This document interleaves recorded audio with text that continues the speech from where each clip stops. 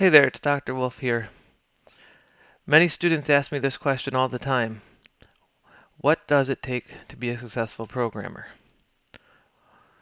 You may not expect to hear this as my first answer at the top of the list, but my answer will be become a very good typist.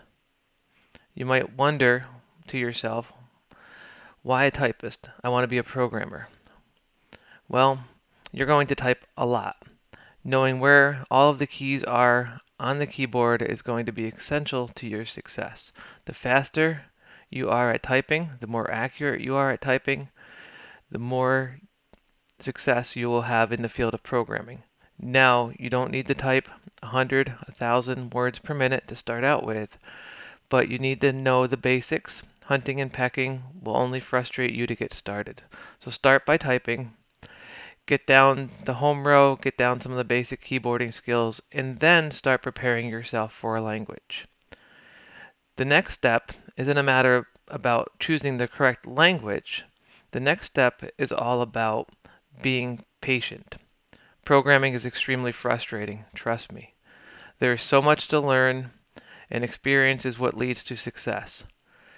So what you'll need to do is to be very patient, give yourself time, be prepared to walk away when you're frustrated and come back because it's going to happen. It happens all of the time, but you'll eventually get it.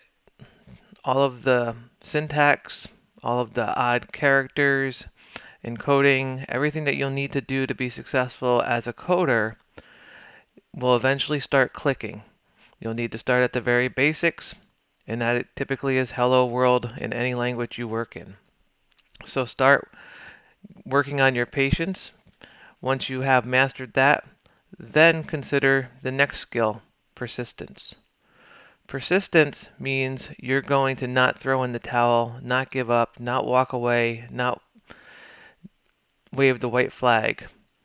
Again, you're going to come to many roadblocks, you're going to hit many brick walls, but remember, those brick walls are there to keep us from getting to the stuff that we really want. I believe in you and I know you can do it, but you're going to need to be persistent. You're going to need to keep coming back to it and keep pushing through those struggles. And at some point in time, over and over again, you're going to realize programming is like magic and you'll be able to do it. So we have keyboarding, we have patience, we have persistence as the top three skills that I would recommend. And then lastly, I'm going to throw in your ability to be dedicated. Dedication is the fact that you know that you want to do this. You're passionate about it. You are committed to success. You don't need perfection. You don't need to achieve excellence, but you need to be dedicated to actually achieve what you're hoping to accomplish. Maybe that's learning a particular language. Maybe that's getting your first job as an intern. Maybe that's just getting your foot in the door somewhere where you can expand on your skill sets. But that dedication is going to get you there. So remember to put the time in, and the time will pay you back and reap rewards later on down the line. And then the last skill, number 5 on my list, would be learn how to fish. That doesn't mean go to the local lake, bring your fishing pole, your bait and tackle, and prepare to get the latest and greatest fish from the lake. No, what that means is you need to use all of the resources available to you.